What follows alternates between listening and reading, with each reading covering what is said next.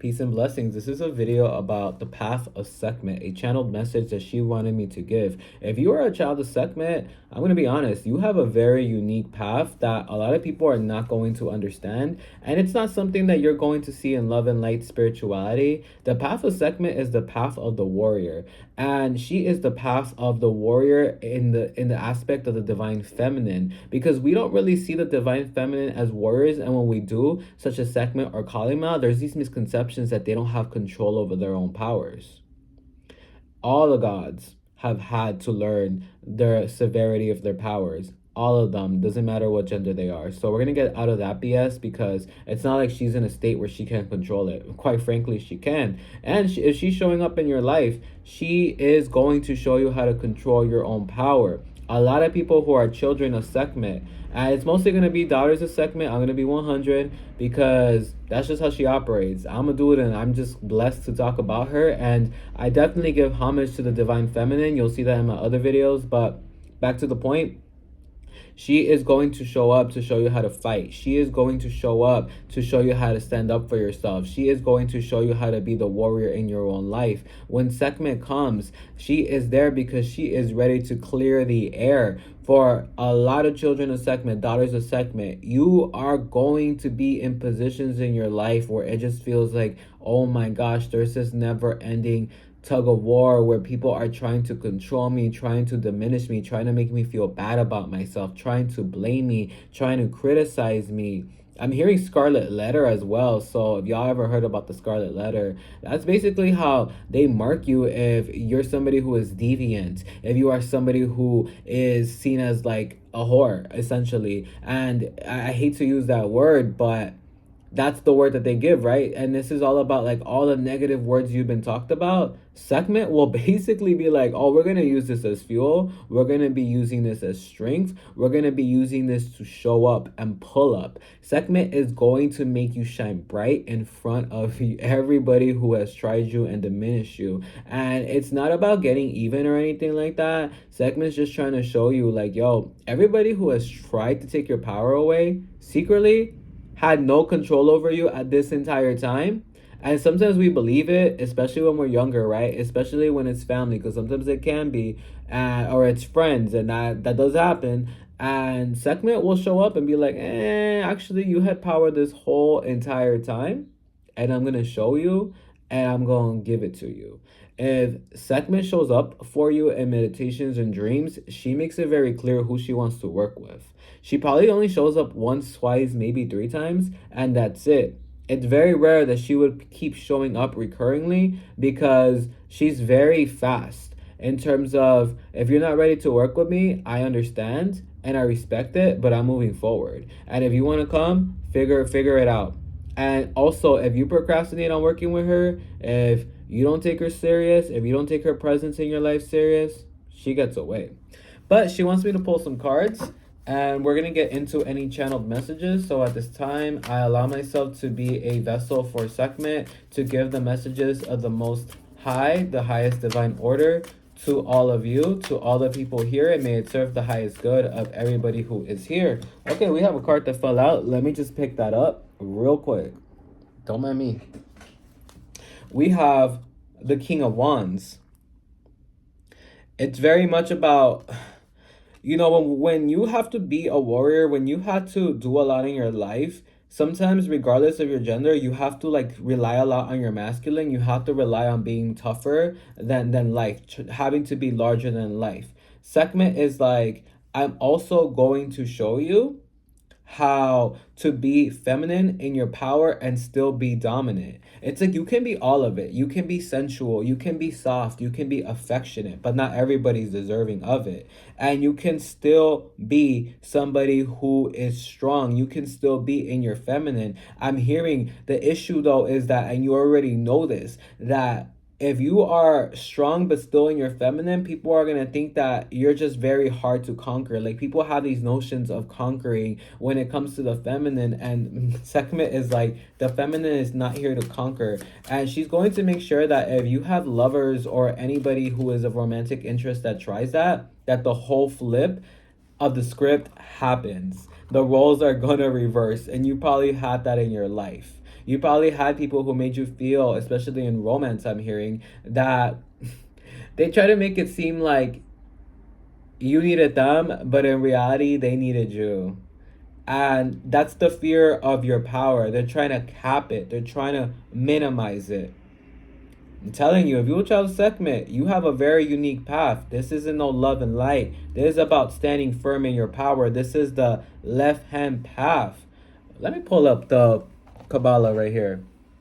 This would be the path of Binah, which is understanding, but also Geborah, because she is fiery, which is severity. This is about, so severity is about fighting for yourself, making sure that you're taken care of, standing up for yourself, standing in your warrior power. And understanding is understanding your own strengths, understanding your own powers, your own gifts. If you are a child of Sekhmet and you're watching this and you're resonating, there's a chance too that in the past, or maybe even now, you're afraid of your gifts.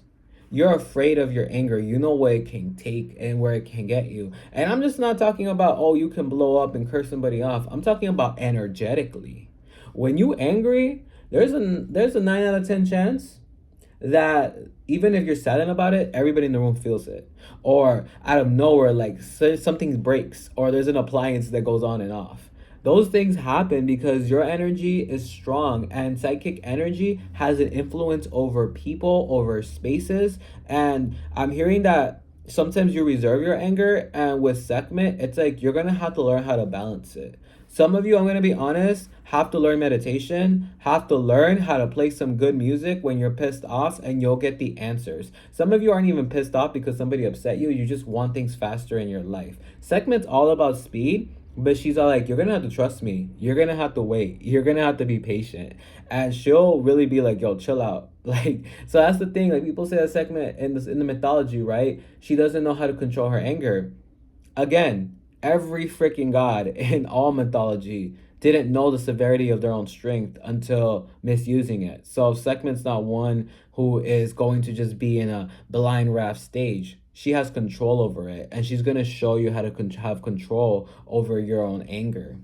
The next card that we have is the Knight of Swords. Self-advocacy, discussions, using the throat chakra in the space of leadership. This is more of a present reading, so whenever you're watching this, she is going to make sure that you use your voice and you understand the power of your words and the power of your story, the power of your testimony. You've gone through a lot of darkness, very, very dark stuff. And it can be even the people who are closest to you when you were younger who were the most harmful. This doesn't mean that you have to speak out anytime soon, but she's going to make sure that you talk about your story, not about how you were hurt, but how you still stayed strong, how you still persevered, how you still forgave, how you still became whole and complete again.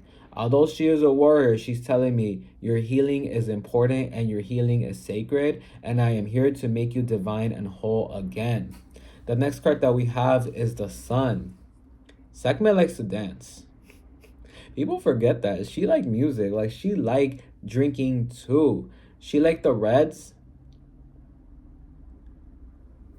But she liked like red sweet wine. I don't know why she's making me taste that. And with the Sun here, it's about, you also got to make sure that you're having fun in your path, in your practice.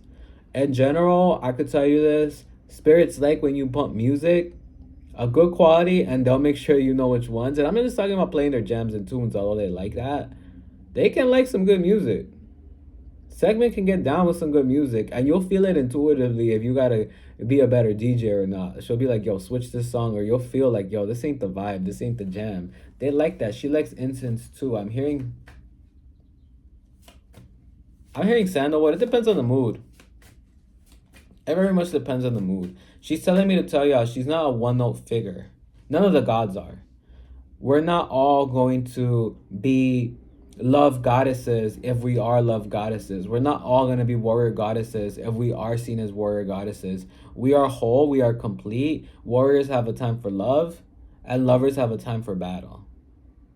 So don't take her as a one-sided being. She's more complex than the stories will ever tell her to be. And she's telling me, like, everybody can tell you a little bit about Sekhmet.